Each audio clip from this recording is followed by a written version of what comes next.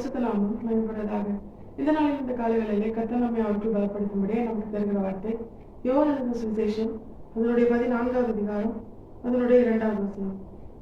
என் பிதாவின் வீட்டில் அநேக வாசஸ்தலங்கள் உண்டு. அப்படி இல்லாதிருந்தால் நான் உங்களுக்கு சொல்லியிருப்பேன். ஒரு ஸ்தலத்தை உங்களுக்காக ஆயத்தம் பண்ண போகிறேன். கர்த்தருடைய பரிசுத்த நாமம் மகிமைப்படுவதாக. இந்த வசனத்தை கொண்டுதான் தேவஜனங்களாகி நம்மை இன்று அவர்கள் பலப்படுத்துகிறார். இந்த வசனம் தேவபிள்ளைகளாகி நமக்கு ஒரு பிரதானமான காரியத்தை கற்றுத் தருகிறது. ஆண்டவராகிய இயேசு கிறிஸ்து தம்முடைய சீஷர்களை பார்த்து சொல்கிறார், என் பிதாவின் வீட்டில் அநேக வாசஸ்தலங்கள் உண்டு. அப்படி இல்லாதிருந்தால் நான் உங்களுக்கு சொல்லியிருப்பேன். இந்த வசனத்திற்கு அநேக ஆவிக்குரிய அர்த்தங்கள் இருந்தாலும் இந்த நாளிலே தேவபிள்ளைகளாகி நமக்கு நம்முடைய தேவன் கற்றுத் தருகிற காரியம் என்ன தெரியுமா?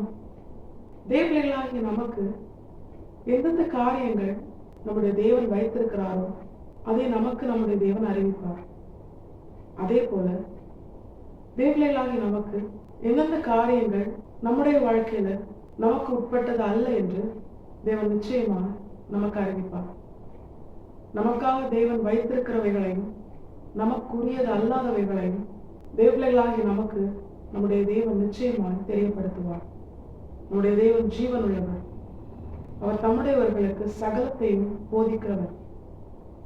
நீங்கள் அவராலே பெற்ற அபிஷேகம் உங்களில் தங்கி இருக்கும் பொழுது உங்களுக்குள்ளே இருக்கிற பரிசுத்த ஆவியானவர் சகலத்தையும் குறித்து உங்களுக்கு போதிப்பார் என்று வேதம் சொல்லுங்கள்.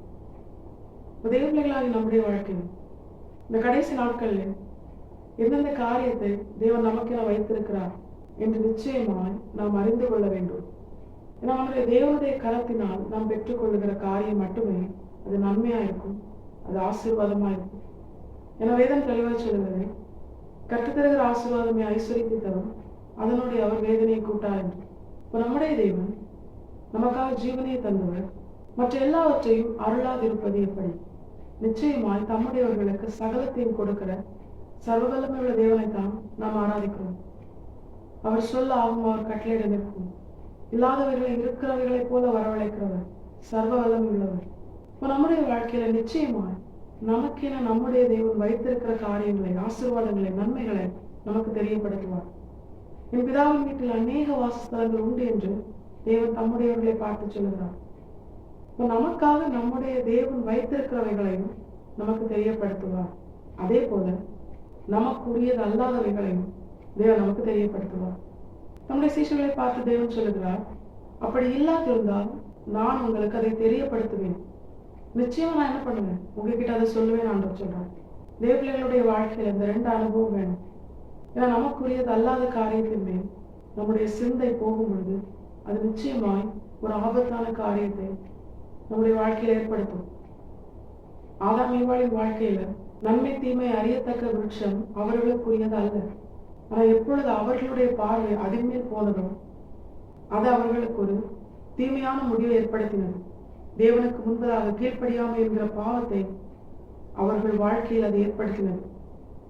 தேவபிள்ளைகளாகி நம்முடைய வாழ்க்கையில் நாம் அலைந்து தெரியாதபடிக்கு, எந்த விதமான பிசாசின் தந்திரங்களிலும் பிசாசின் வலையிலும் நாம் சிக்கிக்கொள்ளாதபடிக்கு, ஒரு வேதனையான காரியம் நம்முடைய வாழ்க்கையில் ஏற்படாதபடிக்கு தேவன் நமக்கென வைத்திருக்கிற நன்மைகளை, நமக்கென வைத்திருக்கிற ஆசீர்வாதத்தை தேவபிள்ளைகளாகி நாம் சுதந்திரிக்கிறவர்களா இருக்கணும்.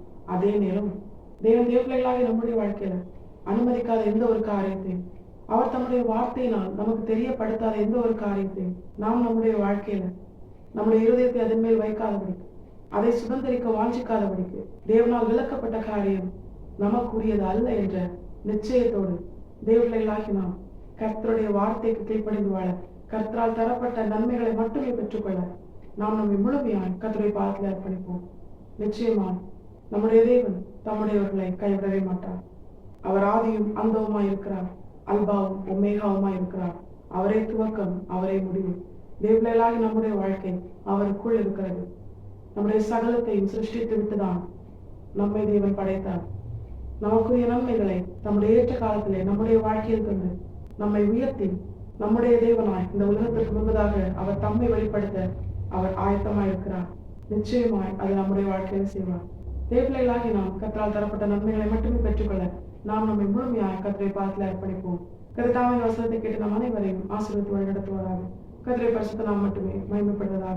மாரநாதா, இயேசு வருகிறார். ஆயத்தமாவும் பிறரை ஆயத்தப்படுத்துவோம். ஆமென். என்பலன்